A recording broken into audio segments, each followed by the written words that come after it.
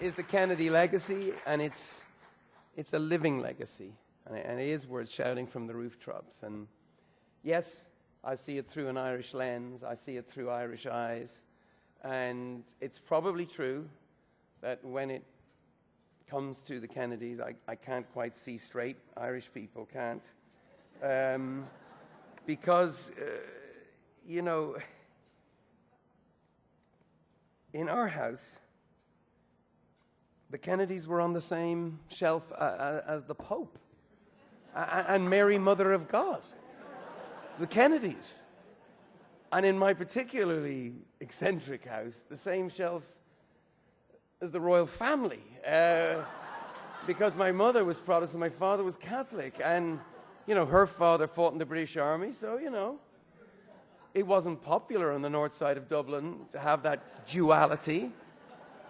But you see, from my father's point of view, the Kennedys were Ireland's revenge on the royal family. In fact, they are our royal family.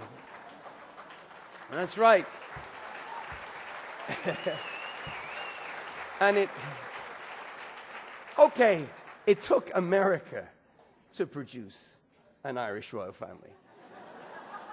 And I will say the irony is not lost on the Windsors. But here's the best bit. Here's the best bit.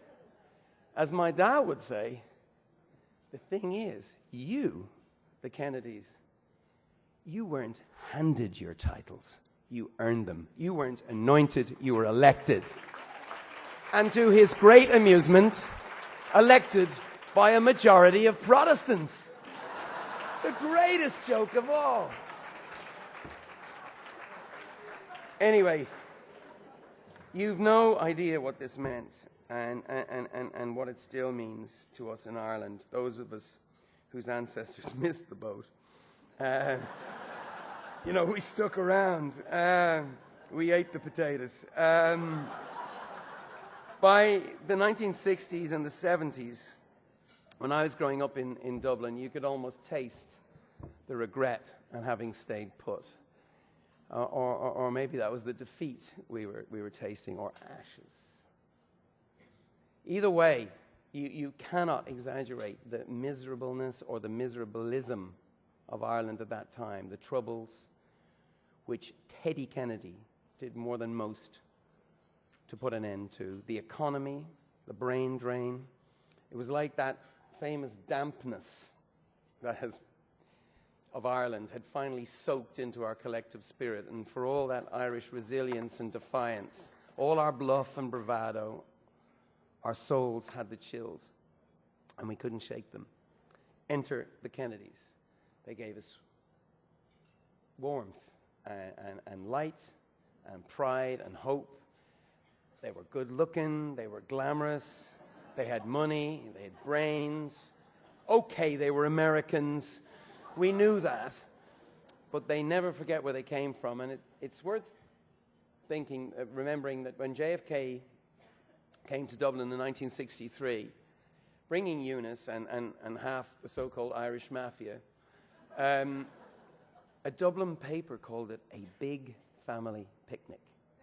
That's how it was described in Ireland, and it was Dubliners climbing lampposts, standing 4 deep on the streets along the road for hours, and there was a hailstorm that day, and it covered all these, you know, fields with white. It was a really mythic kind of mood in the country, and the way we looked at it was, and I was only 3. The way I looked at it when I was 3 was, this is a local boy made good. Well, that's the way our family looked at it, and every family. 3 generations removed, but it was a local boy done good. That's how the New York Times recorded it at the time. It was a hailstorm. And you know what? The Irish are tough, man. And no Kennedy knew it more, and no Kennedy identified with it more than Bobby Kennedy. The toughness. When he was a student at Harvard, he wrote to a friend of his, he wrote, Next to John F. Fitzgerald and J.P. Kennedy, I'm the toughest Irishman that lives, which makes me the toughest man that lives. The only thing we don't lack is modesty. But, you know, Bobby never went in for that romantic bollocks about Ireland. You know, the nonsense of a sad, simple people with a gift of the gab, rhyme and song, a bit of drink, little bit of gambling. No. What he felt, I think, and what he reflected was our fierceness.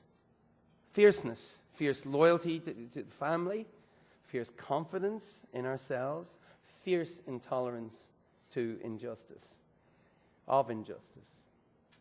There's a myth about Bobby Kennedy that's always bugged me, which I'm going to step into tonight, and there's a lot of experts here. But the myth says that the tough Bobby, the family's self-designated SOB, disappeared on that dark November of 1963 to be replaced by a new, softer RFK. That he went from the man who sometimes, if we're honest, you know, could inflict some pain, to a man who took on all the world's pain. That's the myth. And like most myths, it reflects certain truths. There's something to be said of this idea of transformation. Even Bobby himself, I've read, said that that's what he felt he was undergoing. And no one can go through all the soul-searching and the self-churning Bobby went through after November 1963 and come out the other end the same person. We understand that. You're either crushed by it or you're enraged by it, made uglier or more empathetic. Clearly, he was the latter. And for me, nothing speaks to that transformation more than a couple of stories I learned.